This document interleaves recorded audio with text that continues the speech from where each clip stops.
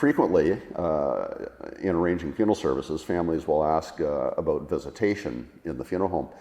And I've had just as many others say, well, why do we have visitation? What purpose does visiting in the funeral home serve?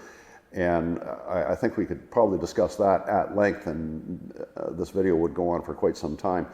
But to me, when you host a visitation in a funeral home, it provides an opportunity for friends and family and associates to come to the funeral home and both lend and receive support. Now that may sound a little bit odd, but typically, yes, you do come to the funeral home to tell that family or the individual that you know in the family that, hey, we're thinking about you and we're here to lend our support. We're so sorry for your loss. Now, at the same time, and I've seen this in my own family, often it can be family members, those that have suffered a death in their family, they will often be the ones providing support to others. And it's such an interesting dynamic. But in addition to that lending and the receiving of support, visitation serves a number of other purposes as well. And I view this from a death educator's perspective. I was told many years ago that I was an effective death educator. And a lot of what we do is try and establish in the minds of family, friends, and visitors that yes, a death has occurred. There's no question about that. And we try to present evidence to that effect. And what can I provide as evidence? Well, a very obvious one is to have someone's body in an open casket so that people can observe that individual and establish in their minds that, okay, I get it. I understand now that this death has occurred. And I can't deny that. That's irrefutable evidence. In the absence of an open casket, I encourage families to bring in certainly photographs of the deceased if we're having, say, a memorial visitation and someone's urn is present whereby cremation has already taken place.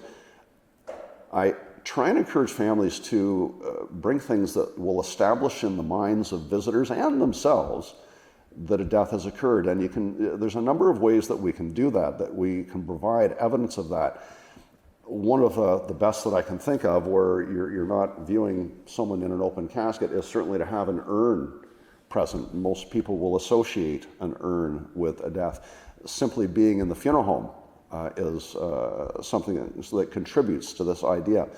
I think too to have memorabilia in addition to photographs, things that typified that person's life or their interests, their hobbies, their favorite pastimes, their places to travel, their favorite places to go.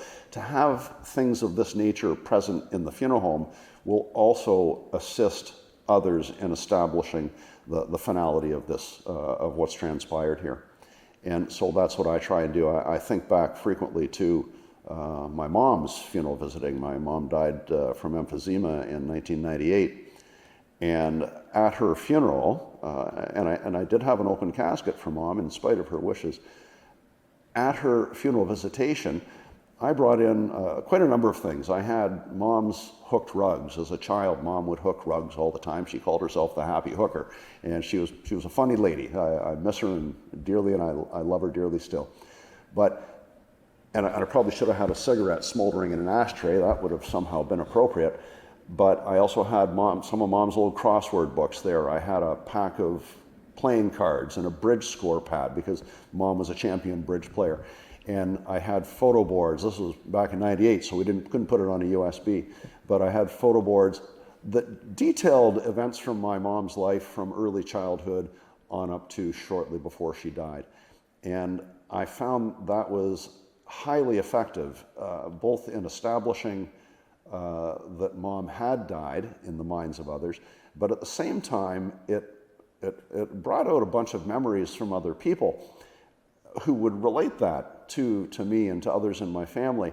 And in a very peculiar sense, I felt that I got to know my mom a little bit better even after she had died because of what others told me. And that was a long time ago, but that did help me establish in my own mind the significance and the importance of visiting in the funeral home. So yes, it does serve a number of very effective purposes. If it didn't, I wouldn't recommend it. But having been through it myself and knowing firsthand the effects, the positive effects that it can have, I am an advocate of that. I do think it's a good idea, and I do encourage my families to entertain the idea of visiting in the funeral home.